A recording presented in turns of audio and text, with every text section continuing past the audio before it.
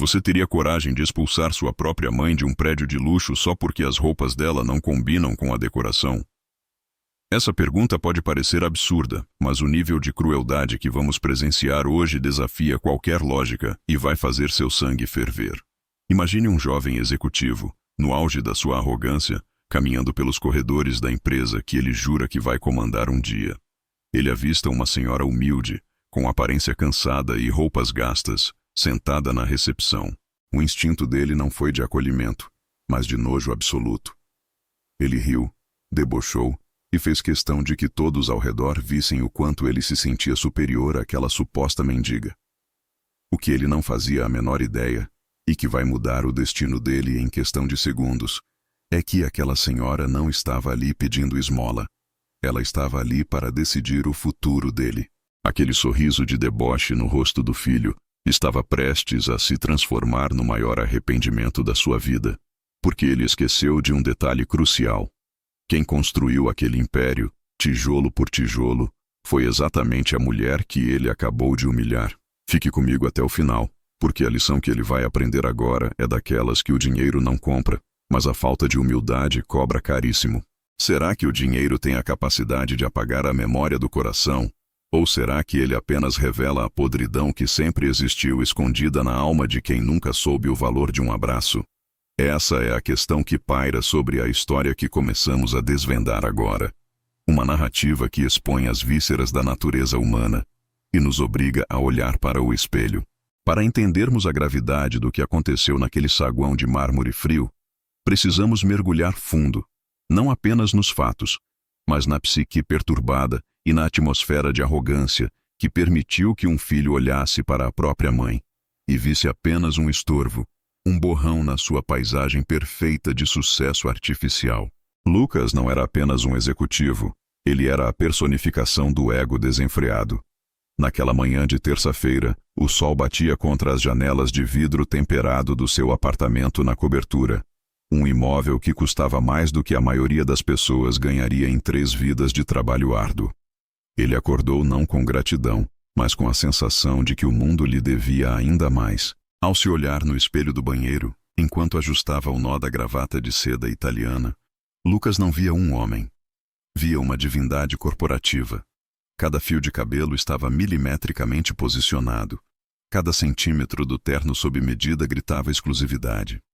Ele borrifou um perfume amadeirado que custava uma pequena fortuna. Uma fragrância que ele acreditava ser o cheiro do sucesso, mas que para aqueles que o conheciam de verdade, era apenas o cheiro da prepotência mascarada. A rotina de Lucas era um ritual de autoadoração. Ele desceu pelo elevador privativo até a garagem, onde seu carro esportivo importado aguardava como uma besta fera pronta para devorar o asfalto. O ronco do motor ao ligar o veículo não era apenas mecânica. Para Lucas, era a trilha sonora da sua superioridade. Enquanto dirigia pelas ruas movimentadas da metrópole, ele olhava para os pedestres, para os trabalhadores nos pontos de ônibus, para os vendedores ambulantes e sentia um misto de pena e nojo. Na cabeça dele, aquelas pessoas eram fracassadas por escolha, figurantes no filme onde ele era o protagonista absoluto. Ele não conseguia conceber a ideia de luta, de sacrifício, de que a sorte e as circunstâncias desempenham papéis cruciais na vida. Para ele, o topo da pirâmide era o seu lugar de direito, uma herança genética que ele assumiu sem questionar, ignorando completamente que o alicerce daquela pirâmide foi construído com o suor e as lágrimas de alguém que ele não via há anos. Ao chegar à sede da Corporação M, um arranha-céu imponente que rasgava o céu da cidade com sua arquitetura moderna e agressiva, Lucas sentiu aquele arrepio familiar de poder. O prédio era um monstro de aço e vidro, refletindo a luz do sol de forma que parecia cegar quem ousasse olhar diretamente para ele. Era o império da família. Ou melhor, o império que ele acreditava ser seu. Ele entregou as chaves ao manobrista sem sequer olhar no rosto do rapaz. Sem um bom dia, sem um aceno.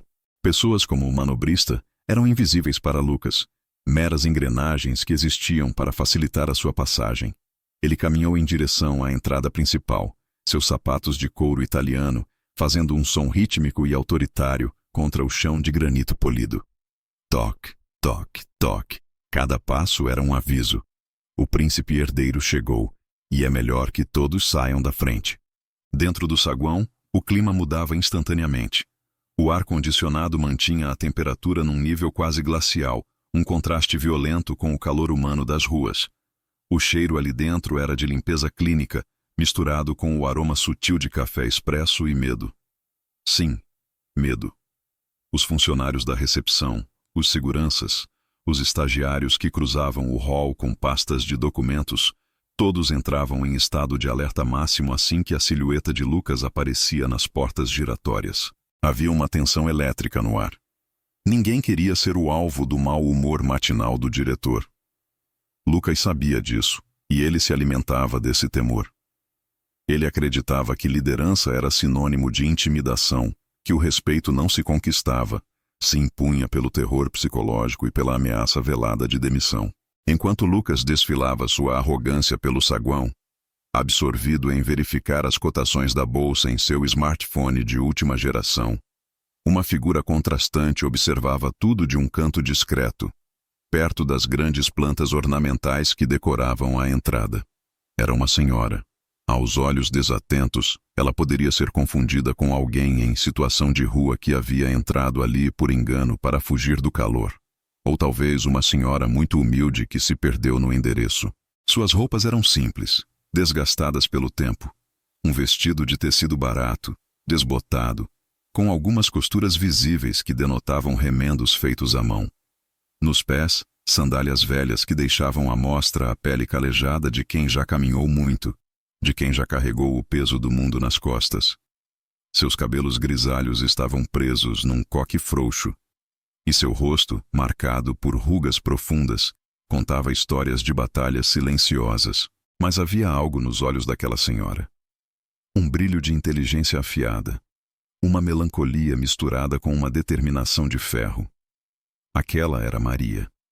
A mulher que, décadas atrás, começou aquele império vendendo salgados na porta de fábricas, economizando cada centavo, investindo, caindo e levantando até construir a gigante que agora abrigava aquele saguão luxuoso.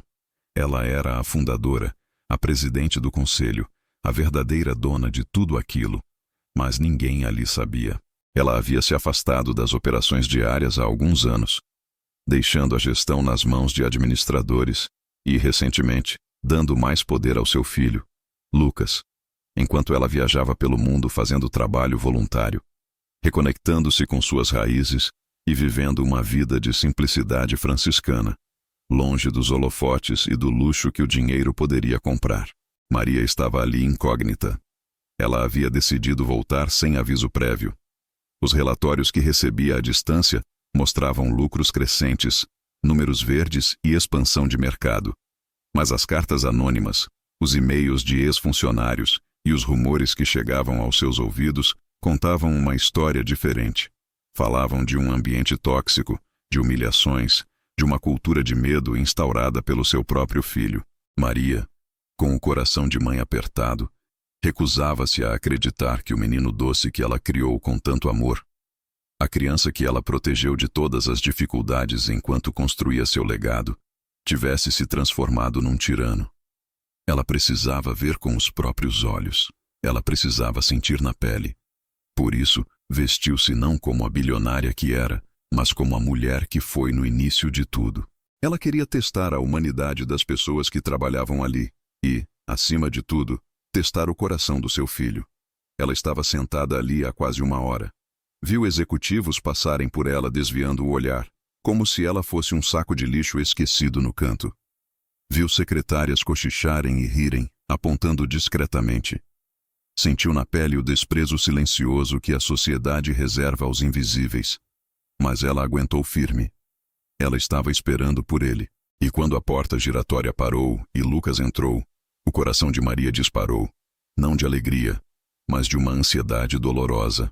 Ela viu o homem feito, alto, bonito, poderoso, mas também viu a frieza na postura dele. Ela viu como ele ignorou o manobrista, como ele passou reto pela recepcionista que tentou lhe dar bom dia. Uma lágrima teimosa quis escorrer pelo rosto de Maria, mas ela a segurou. O teste final estava prestes a começar. Lucas caminhava em direção aos elevadores privativos, o queixo erguido, os olhos fixos num ponto imaginário de glória futura. Foi então que, pelo canto do olho, ele percebeu a mancha no cenário perfeito do seu saguão. A presença de Maria, com suas roupas destoantes e sua aura de simplicidade, era uma ofensa estética para ele. Ele parou. O som dos seus sapatos cessou abruptamente, causando um silêncio tenso no ambiente. Ele girou o corpo lentamente, não com curiosidade, mas com indignação. Como a segurança havia permitido aquilo? Como ousavam deixar uma mendiga manchar a imagem corporativa da empresa dele? Ele se aproximou. Não para perguntar se ela precisava de ajuda, não para oferecer um copo d'água. Ele se aproximou como um predador que encurrala uma presa ferida. Maria levantou os olhos. Eram os mesmos olhos que o ninavam quando ele tinha febre. Os mesmos olhos que choraram de alegria na formatura dele. Mas Lucas não viu a mãe. A cegueira da arrogância é a mais terrível das deficiências. Ele viu apenas uma velha suja. Ele não a reconhecia porque, na mente dele, sua mãe era uma dama da alta sociedade que vivia na Europa, coberta de joias, não aquela figura deplorável à sua frente. A desconexão era total. Ele havia criado uma imagem tão idealizada de si mesmo e da sua origem que a realidade crua não conseguia penetrar a bolha do seu ego. O que é isso aqui? A voz de Lucas ecoou pelo saguão, cortante como uma lâmina. Ele não falava com ela. Falava sobre ela, dirigindo-se aos seguranças que, percebendo a movimentação, correram em sua direção. Desde quando transformamos o saguão da minha empresa em abrigo municipal? Alguém pode me explicar por que essa senhora está ocupando o espaço onde meus clientes internacionais passam? Maria sentiu o golpe. As palavras do filho doeram mais do que qualquer bofetada física. Ela permaneceu sentada, as mãos calejadas repousando sobre o colo, tremendo levemente. Ela olhou no fundo dos olhos dele, buscando algum resquício de humanidade, algum traço do menino que um dia lhe trouxe flores colhidas no jardim. Moço. Ela começou, com a voz rouca, disfarçando o tom habitual para não ser reconhecida pela voz imediatamente. Eu só estou descansando um pouco. O mundo lá fora é muito duro. A resposta dela, carregada de uma sabedoria simples e dolorosa, deveria ter desarmado qualquer coração. Mas para Lucas, aquilo foi o estopim para o escárnio. Ele soltou uma risada alta, seca, desprovida de qualquer alegria genuína. Era uma risada performática, feita para que todos ao redor ouvissem e entendessem quem mandava ali. Ele olhou para os funcionários que estavam paralisados, observando a cena, e buscou cumplicidade no deboche. Descansando? Aqui. Ele riu novamente, balançando a cabeça como se estivesse diante da piada mais absurda do mundo. Olha para você. Olha para esse lugar. Ele fez um gesto amplo com os braços, abrangendo o luxo ao redor. Isso aqui custa milhões. O chão onde você está pisando com essa sandália imunda custa mais do que a sua vida inteira deve ter valido. Você acha que isso é um banco de praça? Você acha que eu construí isso tudo para servir de asilo? A crueldade das palavras pairava no ar, pesada e tóxica. Lucas estava se divertindo. Ele sacou o celular do bolso. Isso é inacreditável. Eu preciso registrar isso. A incompetência da segurança somada à audácia da miséria. Ele apontou a câmera para a própria mãe, preparando-se para tirar uma foto e, quem sabe, postar em algum grupo de amigos ricos com uma legenda jocosa sobre a decadência urbana. Nesse momento, se você está sentindo um nó na garganta e uma revolta crescendo no peito, saiba que você não está sozinho. Histórias como essa nos tocam porque revelam o quanto o ser humano pode se perder quando esquece de onde veio. Se você quer continuar acompanhando essa jornada de justiça e ver como o destino vai cobrar essa conta, já deixa o seu like aqui e se inscreve no canal para receber mais histórias emocionantes como essa, porque o que vai acontecer a seguir é algo que ninguém naquele prédio poderia prever. Voltando ao saguão, a tensão era palpável. Os seguranças, 2 homens robustos que conheciam a fama do chefe, estavam hesitantes. Eles olhavam para a senhora e viam fragilidade, viam uma avó, e o instinto humano deles gritava que aquilo estava errado. Mas o medo de perder o emprego falava mais alto. Eles se aproximaram com cabeças baixas, pedindo desculpas silenciosas com os olhos. Tirem ela daqui. Agora! Ordenou Lucas, guardando o celular depois de tirar a foto humilhante. E depois mandem limpar o banco onde ela sentou. Não quero pegar nenhuma doença de pobre. Maria levantou-se devagar. Seus joelhos estalaram. Um som que ecoou no silêncio constrangedor. Ela não ofereceu resistência. Ela não gritou, não fez escândalo, não disse: "Você sabe com quem está falando?"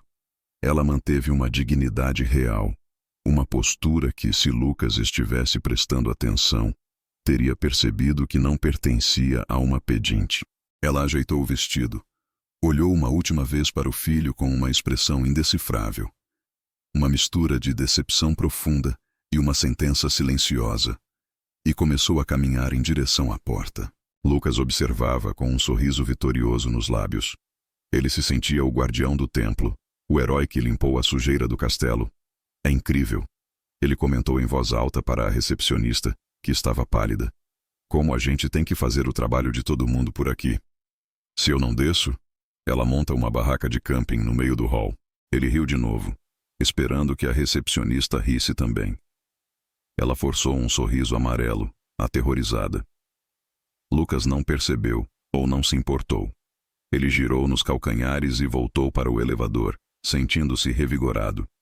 Humilhar alguém mais fraco lhe dava uma injeção de adrenalina, uma confirmação distorcida do seu próprio poder. Enquanto as portas do elevador se fechavam, isolando-o novamente em sua torre de marfim, ele não fazia ideia de que aquela senhora que caminhava lentamente para a saída não estava indo embora derrotada. Pelo contrário. Maria saiu do prédio sentindo o sol quente no rosto, mas seu coração estava gelado. A decisão estava tomada. O teste havia acabado, e o resultado foi catastrófico. Lucas havia falhado não apenas como executivo, mas como ser humano e como filho. Enquanto caminhava pela calçada, ignorando os olhares curiosos dos transeuntes, Maria tirou um telefone simples da bolsa de pano. Seus dedos tremiam, mas sua voz, ao atender a chamada, era firme como aço. "Alô, Roberto." Ela falou com o chefe do departamento jurídico, um velho amigo de confiança que sabia do seu disfarce. "Prepare a sala de reuniões, convoque o conselho e cancele todos os acessos do Lucas ao sistema. A brincadeira acabou. A dona chegou." Enquanto isso, lá em cima, no 50º andar, Lucas entrava em sua sala panorâmica.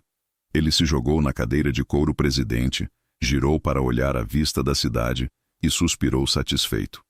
Ele pegou o telefone fixo para pedir seu café especial, sem açúcar, com grãos importados da Etiópia.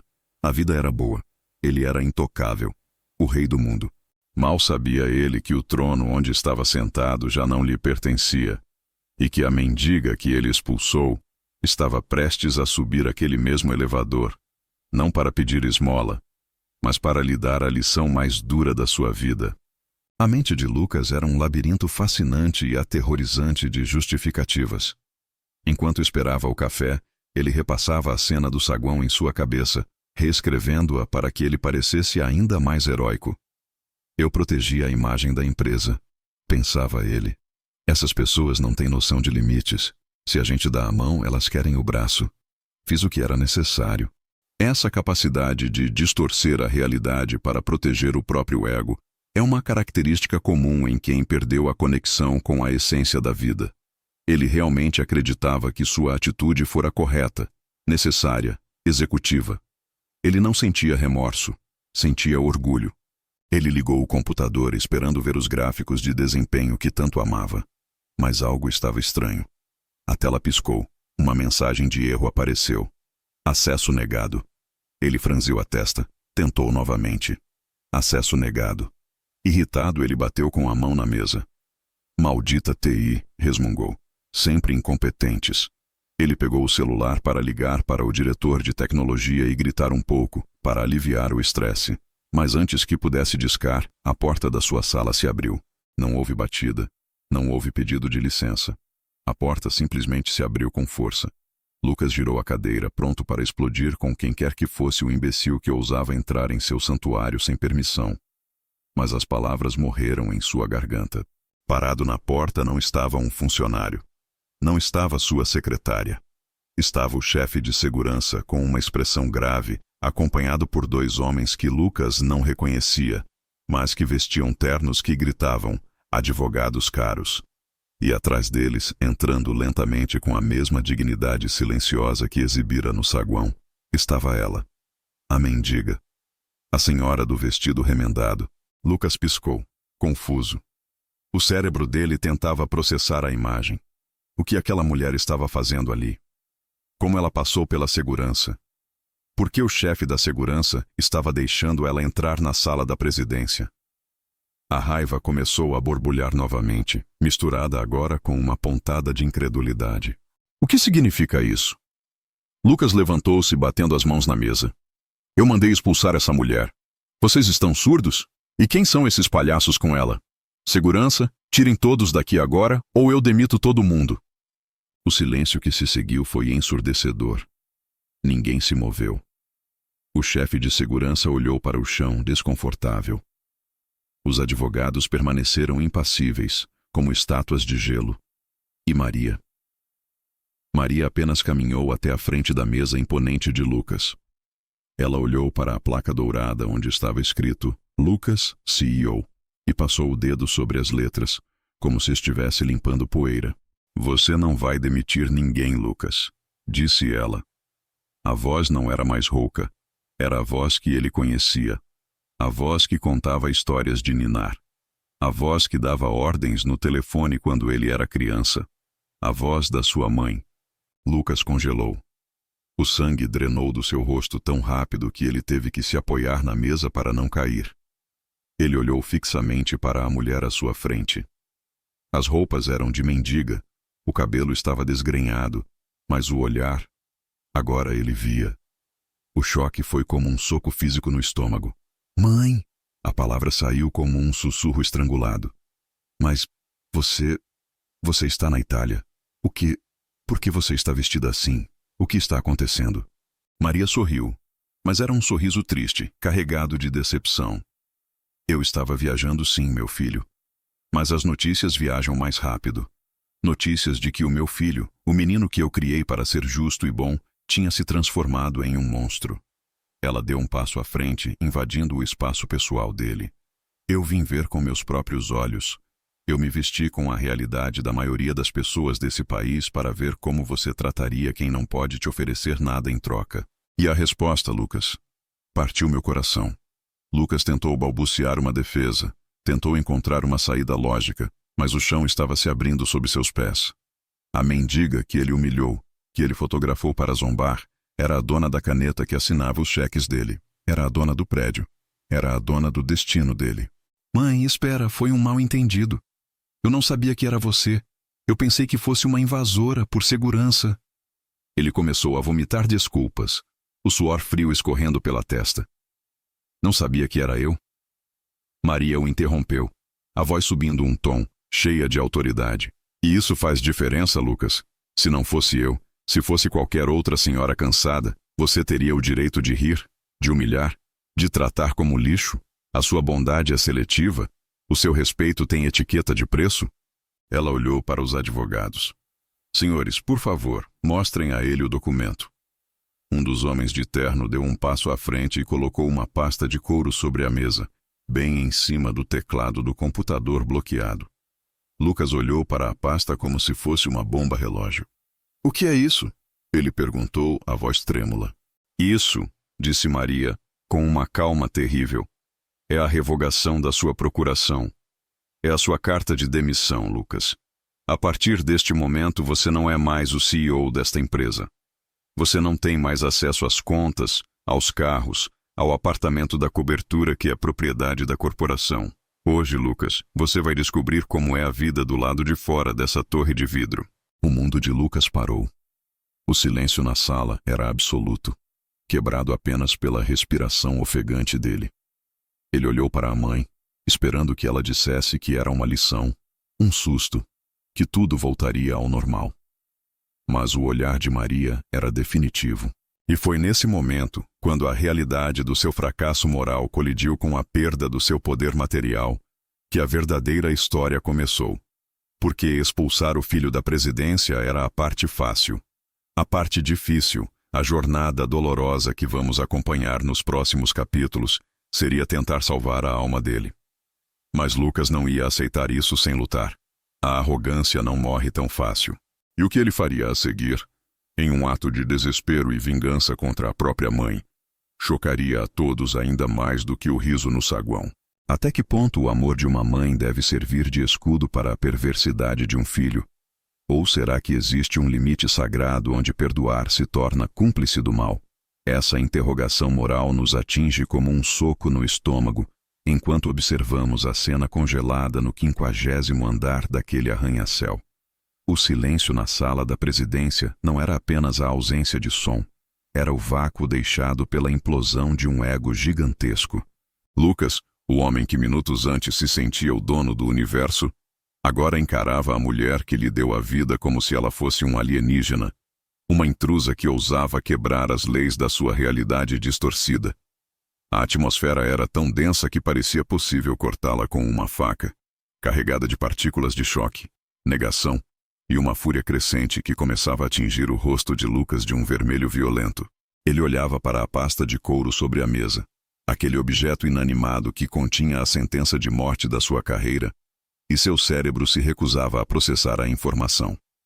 Era como se ele estivesse vivendo um pesadelo lúcido, esperando acordar a qualquer momento em seus lençóis de algodão egípcio. Mas o cheiro do perfume barato que Maria usava propositalmente, misturado ao aroma frio do ar-condicionado central, era real demais. A presença sólida dos advogados, com suas posturas de carrascos burocráticos, era real demais. Lucas tentou rir. Uma tentativa patética de retomar o controle da narrativa, mas o som que saiu de sua garganta foi um engasgo seco, um ruído de animal encurralado. Isso é ridículo. Ele finalmente conseguiu articular, a voz trêmula oscilando entre o escárnio e o pânico. Você não pode fazer isso. Eu sou o rosto dessa empresa. As ações vão despencar se eu sair. O mercado confia em mim, não numa senhora que passa o tempo tricotando em asilos na Europa. Ele tentou apelar para a lógica corporativa, para a vaidade do negócio, acreditando que o dinheiro falaria mais alto do que a moralidade, como sempre aconteceu no seu mundo. Ele se agarrou à mesa de mogno como um náufrago se agarra a um pedaço de madeira em meio a uma tempestade oceânica, seus dedos ficando brancos pela força da pressão. Maria, no entanto, permanecia imóvel. A dor em seus olhos era visível, uma ferida aberta que sangrava internamente, mas sua postura era de uma rocha. Ela não via ali apenas um executivo falho. Ela via o fracasso da sua própria maternidade, o resultado tóxico de ter dado tudo o que o dinheiro podia comprar, mas talvez ter falhado em ensinar o valor do que não tem preço. O mercado, Lucas, ela respondeu, com uma suavidade que era mais aterrorizante do que qualquer grito. O mercado se recupera. O caráter, raramente. Você acha que essa empresa é feita de números? Ela é feita de pessoas. As mesmas pessoas que você humilha no elevador. As mesmas que você trata como descartáveis. Eu construí isso com base na confiança, no respeito. Você transformou meu legado em um feudo de medo. E isso acaba hoje. O advogado Roberto deu um passo à frente, sua voz monótona e profissional cortando o drama emocional como um bisturi. Sr. Lucas, conforme estipulado no Estatuto da Corporação e na procuração que a Sra. Maria acaba de revogar, todos os seus ativos vinculados à empresa estão congelados. O apartamento corporativo deve ser desocupado em 24 horas. O veículo da empresa deve ser entregue imediatamente. Seus cartões corporativos já foram cancelados. E, por favor, entregue seu crachá e seu celular funcional agora. Aquela frase atingiu Lucas com a força de um trem de carga. Não era apenas o emprego, era a vida dele.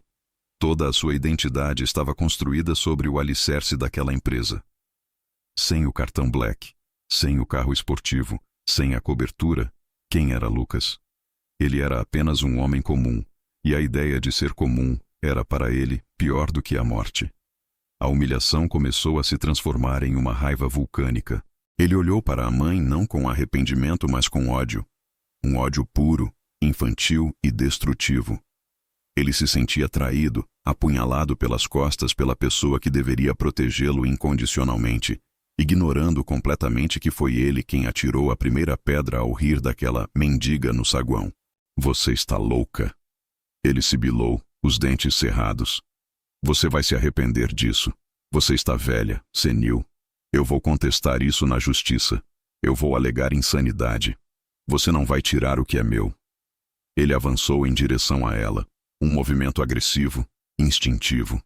Os seguranças reagiram instantaneamente, bloqueando o caminho dele com seus corpos maciços. A barreira física foi o último golpe na sua dignidade. Ele, o chefe, sendo contido como um vândalo em sua própria sala. Levem-no, disse Maria, virando o rosto para não ver a cena degradante do filho sendo escoltado. Uma lágrima solitária escorreu por sua face enrugada, limpando um pouco da maquiagem que simulava sujeira, revelando a pele pálida de uma mãe em luto pelo filho vivo. A descida de Lucas foi uma via crucis moderna. Se a subida havia sido marcada pela arrogância e pelo desdém, a descida foi um mergulho no inferno da vergonha pública. Os seguranças não o arrastaram, mas a presença deles, um de cada lado, segurando seus braços levemente, era um sinal universal de prisioneiro. Eles passaram pelo corredor dos escritórios executivos. As paredes de vidro, que antes serviam para Lucas vigiar seus subordinados, agora serviam de vitrine para a sua queda. Funcionários paravam o que estavam fazendo. Telefones foram abaixados. Conversas cessaram. Todos olhavam. Não havia pena nos olhares. Havia choque, sim, mas também havia algo mais perturbador para Lucas. Havia um sentimento de justiça. Ele viu um assistente administrativo, que ele havia xingado na semana anterior por um erro de digitação, dar um leve sorriso disfarçado. Ele viu a diretora de marketing, que ele vivia interrompendo nas reuniões, cruzar os braços com uma expressão de satisfação contida. Aquele silêncio no andar executivo era o som de um tirano sendo deposto. Lucas queria gritar, queria ordenar que todos voltassem ao trabalho, mas ele não tinha mais voz. Ele era um fantasma sendo exorcizado do prédio. Entraram no elevador. Aquele mesmo cubículo metálico onde ele se sentia um deus minutos atrás, agora parecia um caixão vertical. O silêncio durante a descida dos 50 andares foi torturante. Lucas olhava para o painel digital, vendo os números decrescerem. 40, 30, 20. Cada andar que passava era um degrau a menos no seu pedestal. Ele tentou formular um plano, sua mente acelerada buscando brechas legais, aliados, qualquer coisa. Eu preciso ligar para a Bianca, pensou ele. Bianca era sua noiva, uma modelo influenciadora digital com quem ele formava o casal do ano nas revistas de celebridades. Ela tinha contatos. O pai dela era senador. Eles poderiam reverter isso. Essa esperança frágil foi a única coisa que o manteve em pé até o térreo. Quando as portas se abriram no saguão, o cenário do seu crime original, a humilhação se completou. A recepção estava cheia. Entregadores, clientes, funcionários saindo para o almoço. A notícia, como pólvora, já havia corrido pelo prédio através dos grupos de mensagens instantâneas. O príncipe caiu. Todos sabiam. A recepcionista que ele havia intimidado mais cedo estava lá. Ela olhou para ele, ladeado pelos seguranças, sem o paletó, que ficara na sala, com a gravata frouxa e o cabelo desalinhado pela agitação. Ela não sorriu, mas sustentou o olhar. Lucas, pela primeira vez em anos, baixou a cabeça.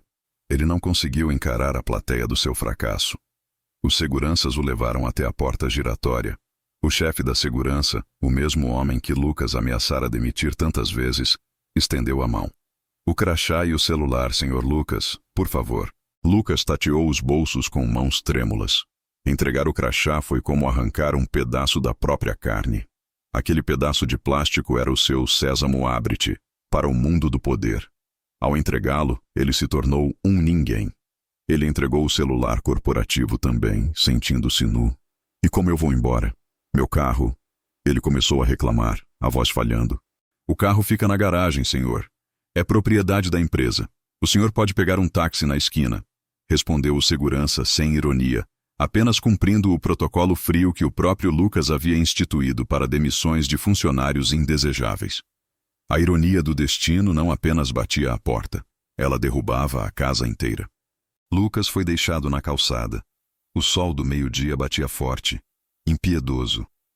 O barulho do trânsito, a fumaça dos ônibus, o calor que subia do asfalto. Tudo aquilo o atingiu com uma violência sensorial que ele havia esquecido que existia. Ele estava acostumado ao ar-condicionado e aos vidros blindados. Agora, ele era apenas mais um pedestre suando na multidão. Ele olhou para o prédio, aquela torre espelhada que parecia zombar dele, refletindo sua imagem distorcida e minúscula na calçada. Ele tateou o bolso da calça e encontrou seu celular pessoal. Graças a Deus, murmurou. Ele ainda tinha sua linha pessoal. Com os dedos trêmulos, discou o número de Bianca. Ele precisava de apoio, precisava de alguém que dissesse que ele estava certo e que sua mãe era uma louca vingativa. O telefone tocou 3 vezes antes de ela atender. Oi, amor, estou no meio de um shooting. Fala rápido. A voz dela era apressada, superficial, com o ruído de secadores de cabelo ao fundo. Bianca, aconteceu uma coisa terrível. Lucas disparou, a voz embargada. Minha mãe, ela surtou. Ela voltou disfarçada de mendiga, armou uma cena e me demitiu. Ela bloqueou tudo. Meus cartões, o apartamento, o carro. Estou na rua. Eles me tiraram do prédio como um cachorro. Houve um silêncio do outro lado da linha. O barulho dos secadores pareceu diminuir. Espera, você foi demitido? Do cargo de CEO? A voz dela mudou. Não havia preocupação, havia cálculo. Sim, ela revogou minha procuração. Eu não tenho acesso a nada agora. Eu preciso que você fale com seu pai. Preciso de um advogado tubarão. Preciso ir para o seu apartamento porque me deram 24 horas para sair da cobertura. Lucas. Ela o interrompeu, o tom de voz agora gelado, distante. Você está me dizendo que você não tem mais a empresa? Que você não tem mais o dinheiro? É temporário, Bianca. Eu vou recuperar tudo. Mas agora eu preciso de você. Eu estou sem nada aqui na calçada. Olha, Lucas. Ela suspirou, como se estivesse lidando com uma criança birrenta ou um fã inoportuno. Isso soa muito complicado.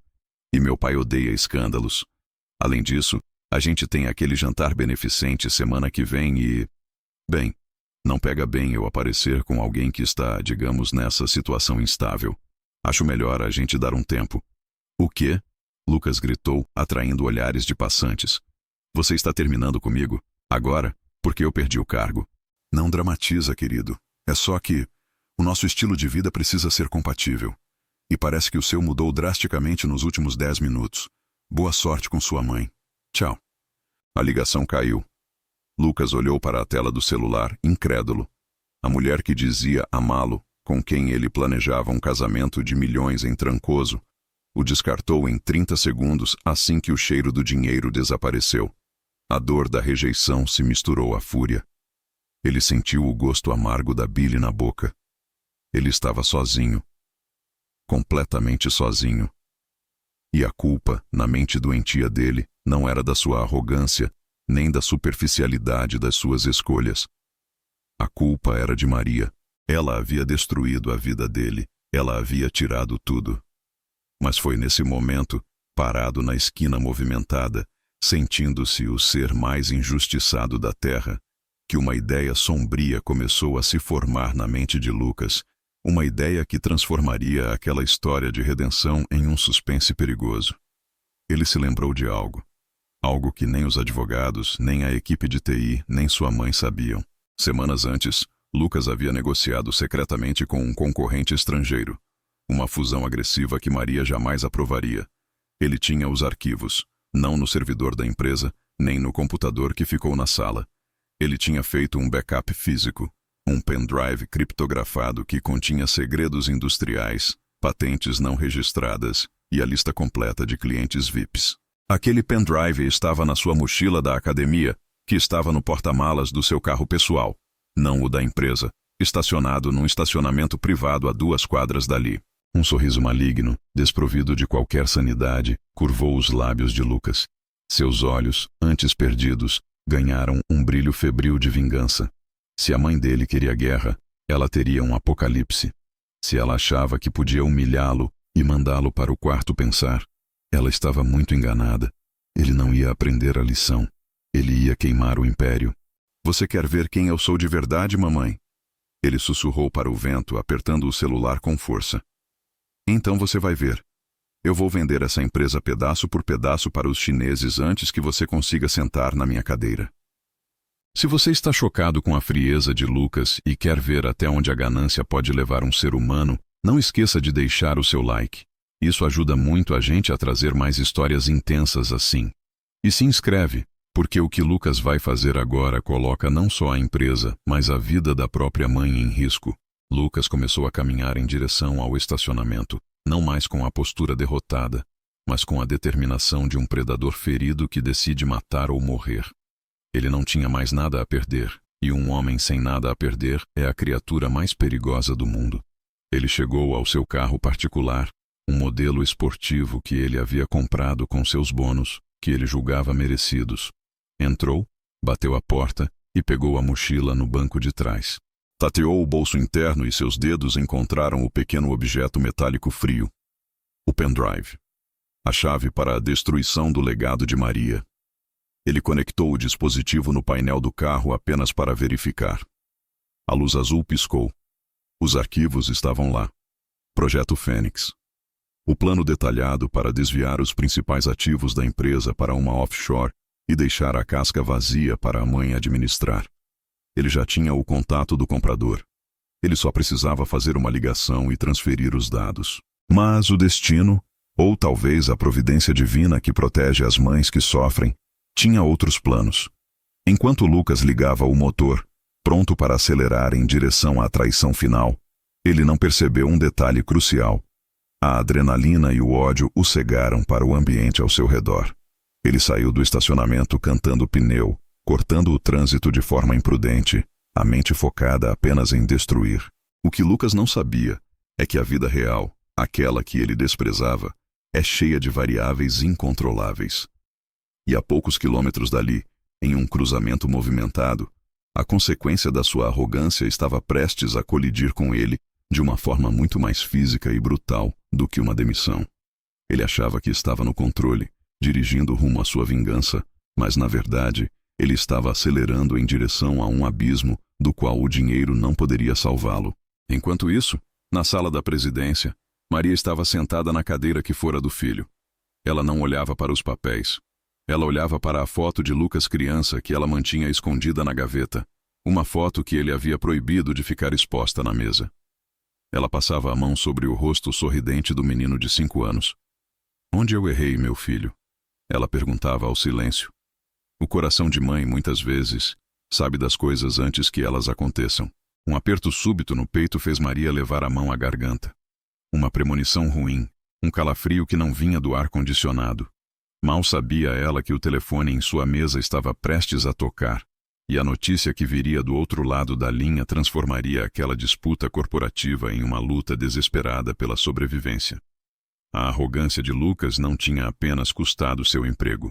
Ela estava prestes a cobrar um preço de sangue. O acidente que se desenhava nas ruas da cidade não seria apenas uma batida de carros.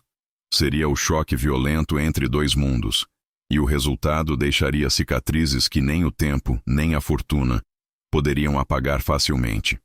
A verdadeira prova de fogo para o amor daquela mãe estava apenas começando. Será que o sofrimento físico é a única linguagem que a alma arrogante consegue compreender? Ou existem abismos tão profundos de egoísmo onde nem mesmo a dor consegue penetrar para plantar a semente da humildade? Essa pergunta cruel nos assalta enquanto observamos o carro esportivo de Lucas rasgar a avenida como um míssil prateado. Uma máquina de morte guiada por um homem que acreditava estar acima das leis da física e da moralidade. A resposta para essa indagação está prestes a ser escrita com sangue e metal retorcido no asfalto quente da cidade, num evento que marcará a transição definitiva entre a queda do executivo e o nascimento doloroso de um novo ser humano.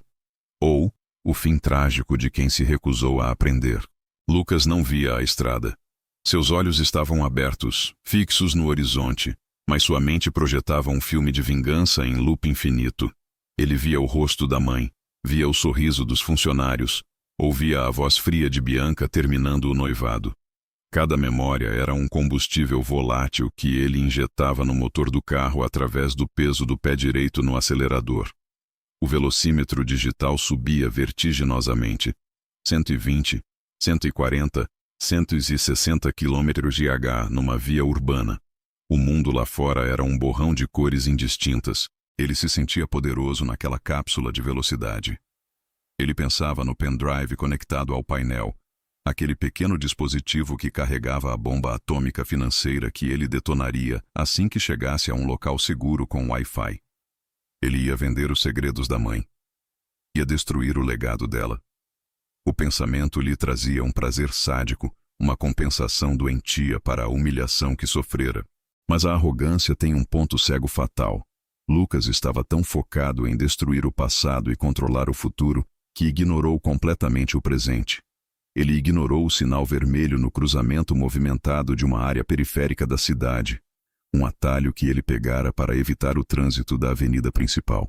Ele ignorou a buzina desesperada de um caminhão de entregas que cruzava a via. O impacto não foi como nos filmes, em câmera lenta. Foi brutal, instantâneo e ensurdecedor. O som de metal rasgando metal, o estilhaçar de vidros temperados que explodiram como diamantes mortais, o grito dos pneus perdendo a aderência. O carro de luxo, aquele símbolo de status que Lucas tanto venerava, transformou-se numa sanfona de aço em questão de milissegundos. O veículo girou no ar, uma pirueta grotesca, antes de capotar violentamente e se arrastar pelo asfalto, soltando faíscas que pareciam fogos de artifício, celebrando uma tragédia anunciada. O silêncio que se seguiu ao estrondo foi sepulcral. O carro parou de cabeça para baixo, uma carcaça fumegante no meio da rua. Dentro dele, o mundo de Lucas estava de cabeça para baixo, literal e metaforicamente. Ele estava preso pelo cinto de segurança, pendurado como um boneco quebrado. O sangue escorria de um corte profundo na testa, turvando sua visão. O cheiro de gasolina misturado com o odor acre dos airbags detonados invadia suas narinas, provocando náuseas. Ele tentou se mexer, mas seu corpo não respondeu. Uma dor aguda, lancinante, irradiava de suas pernas, um sinal de alerta vermelho que seu cérebro entorpecido tentava decifrar. Eu sou Lucas, ele pensou, num delírio confuso. Eu sou o CEO. Isso não pode estar acontecendo comigo. Foi então que as vozes começaram a surgir. Vozes abafadas, distantes. Pessoas corriam em direção ao acidente. E aqui reside a ironia suprema. O tapa de luva de pelica que o destino reservou para nosso protagonista. Lucas havia batido o carro na entrada de uma comunidade humilde, exatamente o tipo de lugar que ele sugeria, em reuniões de diretoria, que fosse revitalizado, leia-se, demolido, para a construção de prédios comerciais. As pessoas que corriam para ajudá-lo não eram médicos particulares ou bombeiros de elite. Eram trabalhadores voltando para casa, eram donas de casa, eram jovens com roupas simples e chinelos nos pés. Eram as mães mendigas e os manobristas invisíveis que ele desprezava. Lucas, semiconsciente, viu mãos tentando abrir a porta amassada do carro. Mãos calejadas, unhas sujas de graxa, braços queimados de sol. Em sua mente envenenada pelo preconceito, o primeiro pensamento dele não foi de gratidão, mas de pânico paranoico. Eles vão me roubar, pensou ele, o coração martelando contra as costelas fraturadas. Eles sabem que eu sou rico. Eles vão tirar meu relógio. O pendrive! Eles vão pegar o pendrive!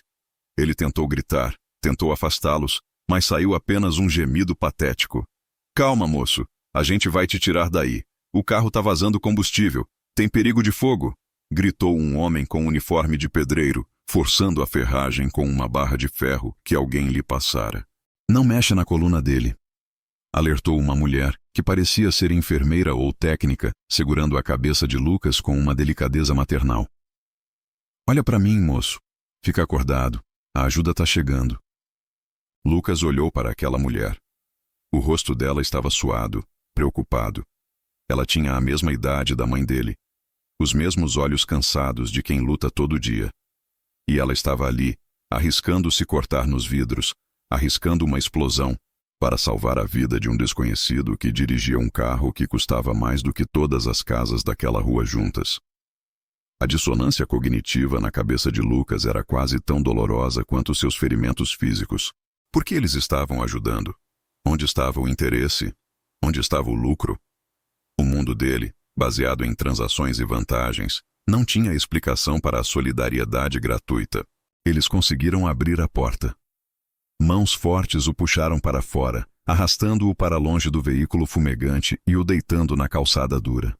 A dor nas pernas de Lucas era insuportável, fazendo-o gritar, um som animalesco que rasgou a tarde. Alguém colocou uma mochila sob a cabeça dele como travesseiro. Era a mochila dele. A mochila com o pendrive.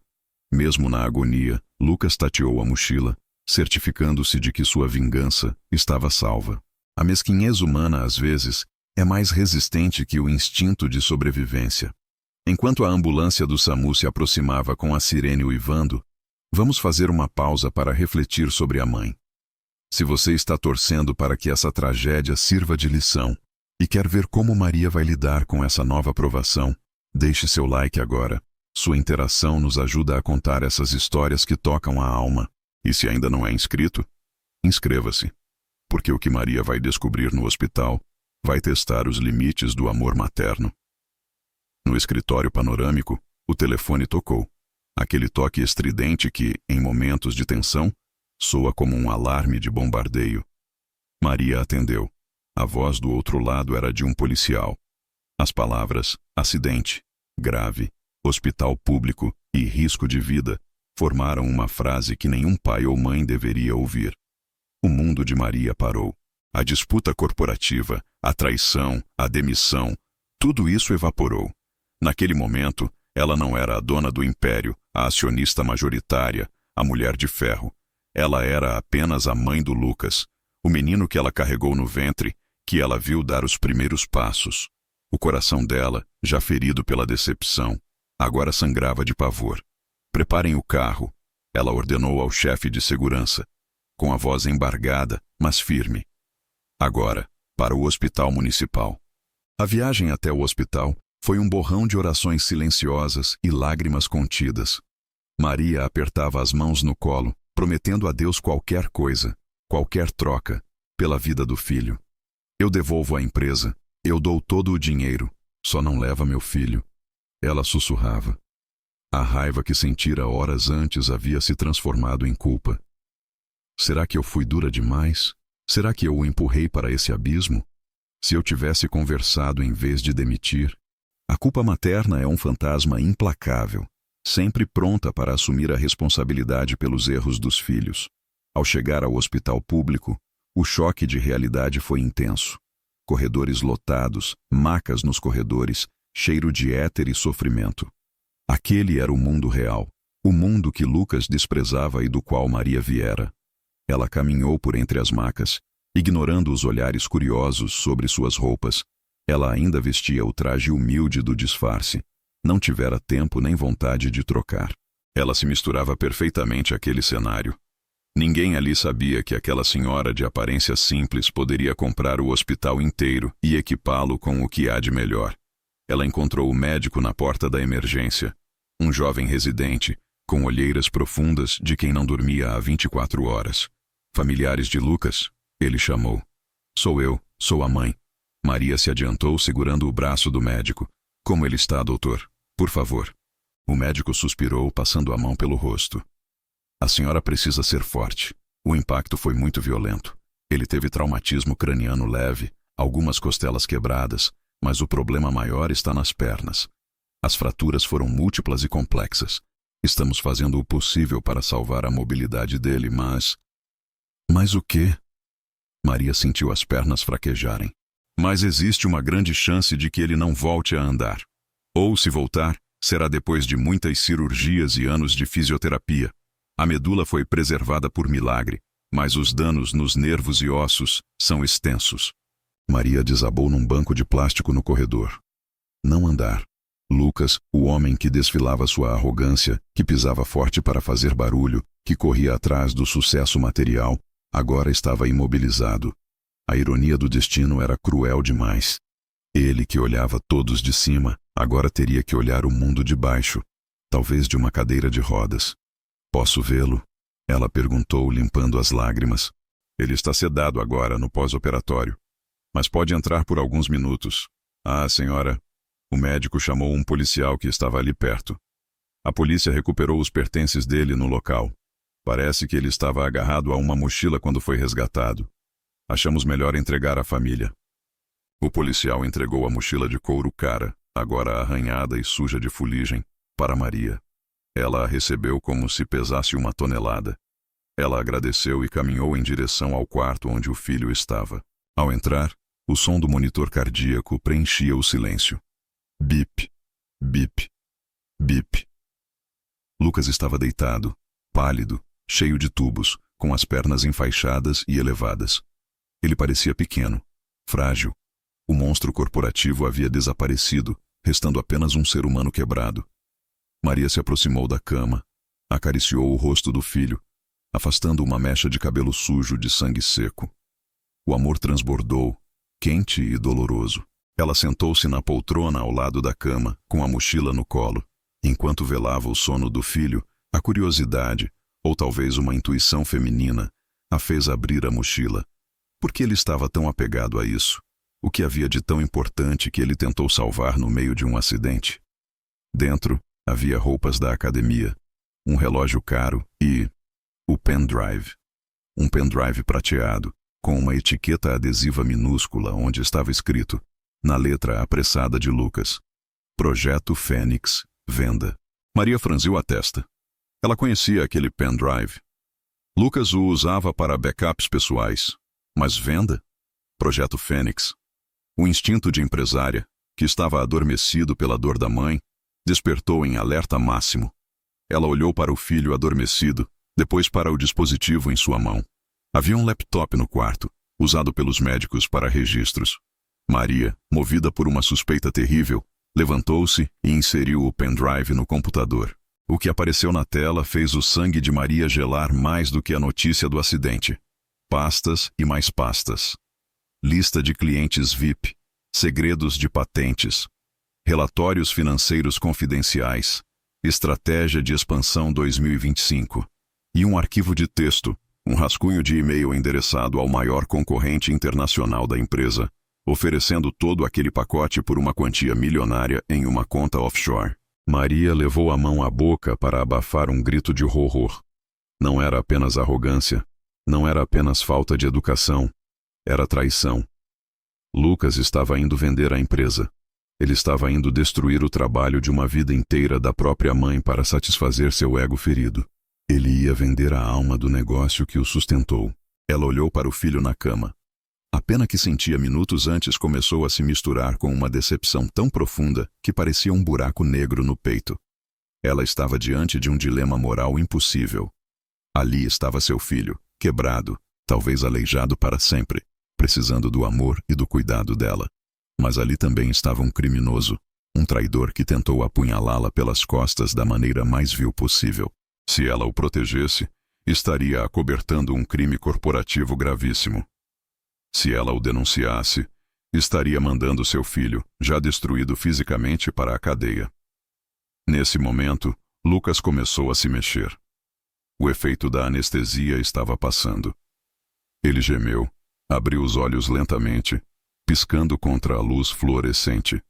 Sua visão focou devagar, primeiro no teto branco, depois nos tubos, e finalmente no rosto da mãe. Ele viu Maria. Viu as lágrimas nos olhos dela. Mas então, ele baixou o olhar e viu o que estava na mão dela. O pendrive. O monitor cardíaco acelerou. Bip, bip, bip, bip. O pânico tomou conta do olhar de Lucas. Ele sabia. Ele sabia que ela sabia. Mãe. Ele sussurrou, a voz rouca e fraca, tentando formular uma mentira, uma desculpa, qualquer coisa. Maria não gritou. Ela não chorou. Ela se levantou segurando o pendrive com força, como se fosse uma arma. Ela olhou nos olhos do filho, e pela primeira vez, Lucas viu algo que nunca tinha visto antes. O limite do perdão. Você ia fazer isso, Lucas? Ela perguntou, a voz tremendo não de medo, mas de uma tristeza infinita. Você ia vender a nossa história? Você ia me vender? Eu estava com raiva. Eu não... Lucas tentou falar, mas a dor e a vergonha o calaram. A raiva justifica o crime, Lucas. A raiva justifica destruir quem te ama. Maria se aproximou da cama, inclinando-se sobre ele. Eu vim aqui pronta para te dar minhas pernas se fosse preciso. Eu vim aqui pronta para esquecer tudo o que você disse no saguão. Mas isso... Ela ergueu o pendrive. Isso não é um erro de um filho mimado. Isso é a atitude de um inimigo. A tensão no quarto era insuportável. O destino de Lucas estava por um fio, e a tesoura estava na mão de Maria. O que ela faria? O amor de mãe falaria mais alto e ela destruiria a prova? Ou a justiça de uma mulher íntegra prevaleceria, e ela o entregaria às autoridades, deixando que ele colhesse exatamente o que plantou? A porta do quarto se abriu. O médico entrou, seguido por 2 policiais. Senhora, desculpe interromper, mas precisamos pegar o depoimento dele sobre o acidente assim que ele estiver lúcido. E houve uma denúncia anônima sobre direção perigosa e possível evasão de divisas, algo sobre documentos no carro. Os oficiais precisam verificar os pertences. Os policiais olharam para a mochila. Olharam para Maria. Olharam para o pendrive na mão dela. O tempo congelou. Lucas olhou para a mãe, implorando com os olhos. Um pedido mudo de misericórdia. Não me entregue, mãe. Por favor. Maria olhou para os policiais, depois para o filho e depois para o pendrive. A decisão que ela tomaria nos próximos segundos definiria não apenas o futuro da empresa, mas a alma de ambos. Ela apertou o dispositivo na mão, respirou fundo e se virou para o oficial. O que Maria vai dizer? Ela vai salvar o filho traidor ou vai permitir que a justiça seja feita, custe o que custar? A resposta final, e a reviravolta que vai deixar todos sem chão, está guardada para o último capítulo dessa saga. Prepare-se, porque o final dessa história não é o que você imagina, e a lição que Lucas vai aprender será muito maior do que uma cela de prisão ou uma cadeira de rodas. Será que a misericórdia é um sinal de fraqueza? Ou seria ela a arma mais violenta que existe, capaz de destruir o mal não com força bruta, mas obrigando o culpado a carregar o peso insuportável da própria consciência pelo resto da vida? Essa é a pergunta que ecoa nas paredes brancas e estéreis daquele quarto de hospital, onde o destino de um homem, de uma empresa e de uma relação entre mãe e filho está suspenso por um fio tão frágil quanto a linha do monitor cardíaco que marca o ritmo do medo. Estamos no olho do furacão, naquele segundo infinito onde Maria segura a prova do crime do filho diante da autoridade policial, e Lucas, o ex-todo-poderoso, aguarda sua sentença, não de um juiz togado, mas da mulher cujo coração ele partiu em 1000 pedaços. O policial aguardava uma resposta. O olhar dele alternava entre a senhora de aparência humilde e o homem quebrado na cama. O silêncio no quarto era uma entidade viva, sufocante. Lucas sentia o suor frio escorrer pelas costas, misturando-se à dor lancinante das pernas esmagadas. Ele sabia que aquele pendrive era o fim. Se a mãe o entregasse, ele seria investigado por espionagem industrial, tentativa de fraude e evasão de divisas. Ele sairia do hospital direto para uma cela, aleijado e desonrado. Ele olhou para Maria e, pela primeira vez em décadas, não viu a velha, não viu a chefe, viu a matriarca, viu a força da natureza que o criou. E em seus olhos houve um pedido mudo, um grito desesperado de uma alma que, no fundo do poço, finalmente encontrou o medo de Deus.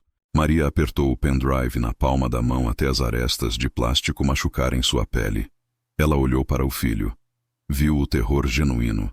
Viu a criança que um dia teve medo do escuro. Mas também viu o homem que planejou traí-la. A justiça dos homens exigiria a entrega da prova. Mas a justiça de mãe opera em uma frequência diferente. Uma frequência onde o castigo precisa ter um propósito educativo, não apenas punitivo. Se ele fosse preso agora, ele se tornaria uma vítima aos seus próprios olhos, um mártir injustiçado. Ele culparia o sistema, culparia a mãe, culparia o mundo. Ele não aprenderia nada. Para que Lucas fosse salvo de verdade, ele precisava ser quebrado e reconstruído, tijolo por tijolo, sob a supervisão dela. Ela respirou fundo, endireitou a coluna e virou-se para o policial. A mentira que ela estava prestes a contar tinha um gosto amargo, mas era um mal necessário para um bem maior. Oficial, disse ela, com a voz firme de quem comandou conselhos de administração por 30 anos. Esse dispositivo contém apenas backups de fotos de família e alguns documentos pessoais antigos. Meu filho tem a mania de carregar a vida digital com ele. Quanto à denúncia de evasão, acredito que seja um mal-entendido gerado por algum funcionário descontente. Meu filho cometeu erros, sim, muitos erros, principalmente de excesso de velocidade e arrogância, mas os documentos aqui são inofensivos. O policial franziu a testa, desconfiado. Ele olhou para a mochila cara, para o carro destruído no relatório. Mas ali estava uma mãe, uma senhora simples, defendendo o filho acidentado. A humanidade falou mais alto que a burocracia. Tudo bem, senhora. Vamos focar no acidente de trânsito. Ele vai responder por direção perigosa e danos ao patrimônio público. Mas se esses documentos forem o que a senhora diz, devolvo a ele. Lucas soltou o ar que prendia nos pulmões. Um som que foi quase um soluço. O policial saiu do quarto para preencher a papelada. Assim que a porta se fechou, a atmosfera mudou instantaneamente. O alívio de Lucas durou apenas um segundo, porque quando ele olhou para a mãe, esperando um abraço ou um sorriso cúmplice, ele encontrou um muro de gelo. Maria caminhou até a cama. Ela não devolveu o pendrive. Ela o guardou no bolso do vestido remendado. Não se engane, Lucas, sussurrou ela, inclinando-se perto do ouvido dele, tão perto que ele podia sentir o cheiro de sabonete barato que ela usava. Eu não fiz isso por você. Eu fiz isso pela minha empresa e pela memória do seu pai. Eu te salvei da cadeia, mas a partir de hoje, você é meu prisioneiro. Mãe, obrigado. Eu juro que... Lucas tentou começar, chorando. Cale a boca, ela o cortou sem levantar a voz. Suas palavras não valem nada. Você ia me vender. Você ia vender o suor da minha vida para estrangeiros. Você morreu para o mundo corporativo hoje, Lucas. O CEO Lucas não existe mais. O homem rico não existe mais. Aquele apartamento, aquele carro, aquelas roupas. Tudo o que definiu quem você era acabou. Mas mãe, eu preciso de tratamento. Eu preciso ir para o Sírio, para o Einstein. Me tira desse hospital público, por favor. Olha esse lugar. Olha essa gente. Ele reclamou, o velho preconceito tentando emergir mesmo na desgraça. Maria sorriu, um sorriso triste e irônico. Não, meu filho. Você bateu o carro numa comunidade. Você foi salvo por pedreiros e enfermeiras que ganham salário mínimo. Você vai se tratar aqui, no SUS. Você vai comer a comida que eles comem. Vai esperar na fila que eles esperam. Vai sentir a dor que eles sentem. Você queria ver a realidade? Bem-vindo a ela. E assim começou o calvário de Lucas. Ou melhor, o seu purgatório. Maria cumpriu a promessa. Ela bloqueou todas as contas dele. Cancelou o plano de saúde VIP. Lucas passou as semanas seguintes em uma enfermaria compartilhada com outros 5 homens. Homens que tossiam, que gemiam de dor, que ouviam rádio alto, que recebiam visitas barulhentas de famílias grandes e amorosas. No início, Lucas se isolou. Virava o rosto para a parede. Recusava-se a falar. Sentindo-se um rei deposto no meio da plebe. A dor nas pernas era constante. Uma lembrança latejante de sua estupidez. As cirurgias foram brutais. Pinos, placas, parafusos. O médico foi claro. Você vai andar, mas vai mancar. E vai doer nos dias frios. É o preço. Mas o tempo, esse escultor paciente, começou a fazer seu trabalho. Lucas, imobilizado, não tinha para onde fugir. Ele foi obrigado a observar. Ele viu o Sr. João, o paciente da cama ao lado, um idoso que perdera a perna por diabetes, dividir sua única maçã com o neto. Ele viu a dona Cida, uma técnica de enfermagem que dobrava turnos, tratá-lo com carinho, limpando-o quando ele não conseguia ir ao banheiro, chamando-o de meu filho, mesmo depois de ele ter sido rude com ela. Ele viu a solidariedade na sua forma mais pura, aquela que não pede recibo nem posta no Instagram. Uma noite, durante uma tempestade, Lucas sentiu uma dor fantasma insuportável. Ele tentou alcançar o copo de água, mas ele caiu e quebrou. Ele começou a chorar de frustração e dor. O Sr. João, com dificuldade, arrastou sua cadeira de rodas até a cama de Lucas. Bebe aqui, rapaz, ofereceu o velho, segurando seu próprio copo de plástico. Lucas olhou para aquele homem, um homem que ele teria ignorado na rua, talvez até rido dele. E naquele momento a barreira quebrou. Lucas bebeu a água e pela primeira vez em anos disse, obrigado, sentindo o peso da palavra. Por que o senhor está me ajudando? Perguntou Lucas com a voz embargada. Eu fui uma pessoa horrível. A dor iguala todo mundo, filho, respondeu o senhor João. Aqui dentro não tem rico nem pobre, só tem gente querendo viver. E ninguém vive sozinho. Aquela frase atingiu Lucas mais forte do que o acidente. Ninguém vive sozinho. Ele viveu sozinho a vida toda, cercado de aduladores, mas completamente só. Meses se passaram. Quando Lucas recebeu alta, ele não saiu andando. Saiu numa cadeira de rodas, empurrado por Maria. Mas ele não foi para a cobertura. Maria o levou para a casa antiga da família no subúrbio, a casa onde tudo começou. Você vai morar aqui, disse ela. Vai viver com a mesada que eu te der, que será equivalente a um salário mínimo. Você vai aprender a fazer contas no supermercado, vai aprender a cozinhar, a limpar, e quando estiver recuperado, vai trabalhar. Trabalhar na empresa? Perguntou ele com uma ponta de esperança. Sim, mas não na diretoria. Você vai começar no almoxarifado, carregando caixa, organizando estoque, com o crachá de estagiário. E se alguém souber que você é meu filho, você está demitido. Você vai ser o Lucas da Silva. E vai ter que subir cada degrau que você pulou quando nasceu em berço de ouro. A jornada de Lucas, nos 2 anos seguintes, foi a desconstrução de um ego e a construção de um homem. O trabalho braçal, mesmo com a limitação física, foi humilhante no início. Ele ouvia piadas, recebia ordens de garotos 10 anos mais novos.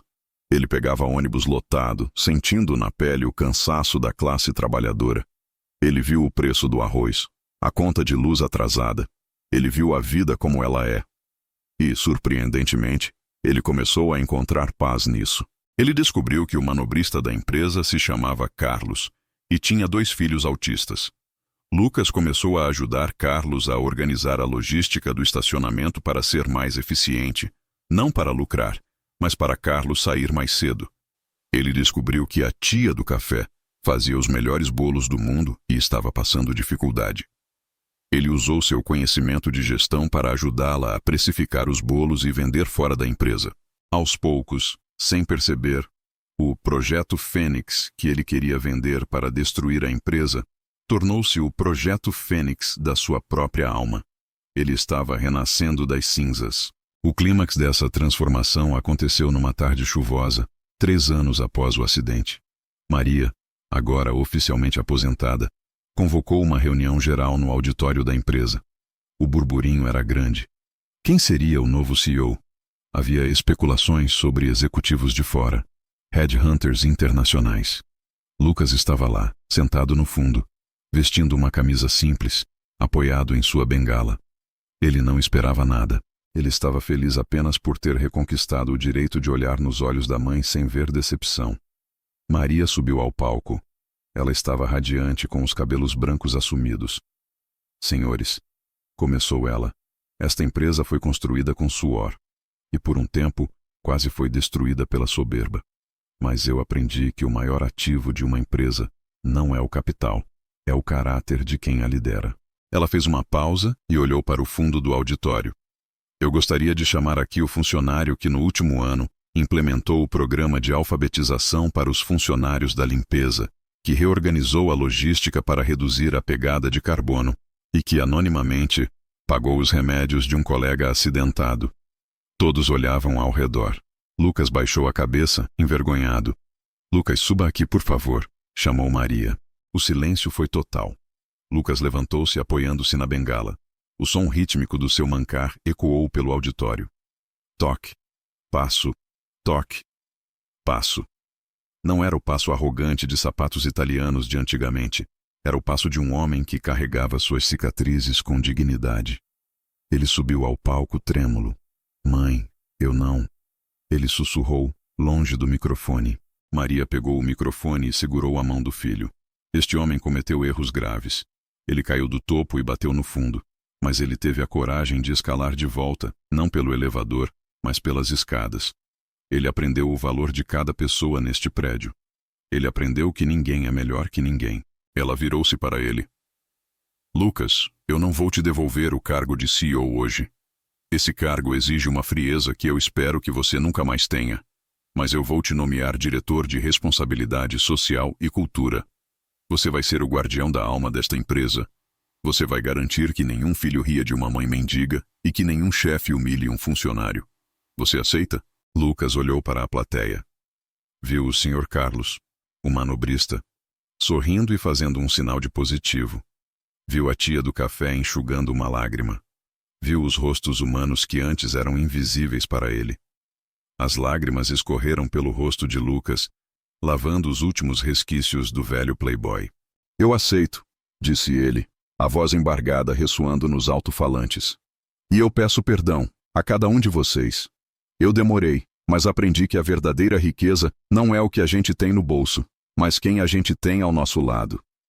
O aplauso não foi protocolar. Foi uma explosão de emoção. Foi o reconhecimento da redenção. Maria abraçou o filho, e naquele abraço o ciclo se fechou. A mãe mendiga e o filho pródigo estavam finalmente no mesmo nível. O nível do amor. A cena final nos leva de volta ao saguão, semanas depois. O chão de mármore brilhava. Lucas estava passando por ali, conversando animadamente com a equipe de limpeza, quando a porta giratória se abriu. Um jovem estagiário, vestido impecavelmente, entrou falando alto no celular, derrubando acidentalmente o balde de água de uma senhora da limpeza. O jovem nem parou. Apenas revirou os olhos e seguiu em frente, murmurando sobre incompetência. Lucas parou. Ele sentiu um arrepio. Era como ver um fantasma do seu passado. Ele pediu licença, caminhou mancando até o jovem e tocou em seu ombro. Com licença, disse Lucas com uma voz calma, mas carregada de uma autoridade que não vinha do cargo, mas da experiência. O jovem virou-se impaciente. O que é? Eu estou com pressa. Lucas sorriu. Não um sorriso de deboche, mas um sorriso de quem sabe o segredo da vida. Ele apontou para a senhora que enxugava o chão. Aquela senhora ali. O nome dela é Dona Marta. Ela acorda às 4 da manhã para garantir que o seu caminho até o elevador esteja limpo. Você derrubou o trabalho dela. Eu sugiro que você volte lá, peça desculpas e ajude a secar. Agora. Você sabe com quem está falando? O jovem estufou o peito, a frase clássica da arrogância. Sei, respondeu Lucas, olhando nos olhos dele. Estou falando com alguém que está prestes a cometer o maior erro da vida. Estou falando com o meu eu do passado. E acredite, garoto, você não quer pagar o preço que eu paguei para aprender a ser gente. A escolha é sua. Ou você pega aquele pano, ou você pega suas coisas e sai dessa empresa para sempre. O jovem olhou para a bengala de Lucas, para a cicatriz na testa dele, e sentiu o peso da verdade. Ele engoliu em seco, baixou a cabeça, voltou até a Dona Marta e pediu o pano. Lucas observou de longe, satisfeito. Ele olhou para cima, para o mezanino, onde Maria observava a cena com um sorriso orgulhoso. Eles trocaram um aceno discreto. O filho não era mais o dono do mundo, mas finalmente era dono de si mesmo. E assim terminamos essa história, que começou com um riso de desprezo e terminou com lágrimas de gratidão. Uma jornada que nos prova que o fundo do poço não é o fim, mas pode ser o alicerce mais sólido para construir uma nova vida. A arrogância pode construir impérios, mas só a humildade constrói legados que duram para sempre. Se essa história tocou o seu coração, se você acredita que todo mundo merece uma segunda chance desde que esteja disposto a mudar de verdade, por favor, inscreva-se no canal agora. Nós trazemos histórias assim toda semana para lembrar a todos nós do que realmente importa. Não deixe de se inscrever para fazer parte dessa comunidade que valoriza a emoção e a verdade. Até a próxima história.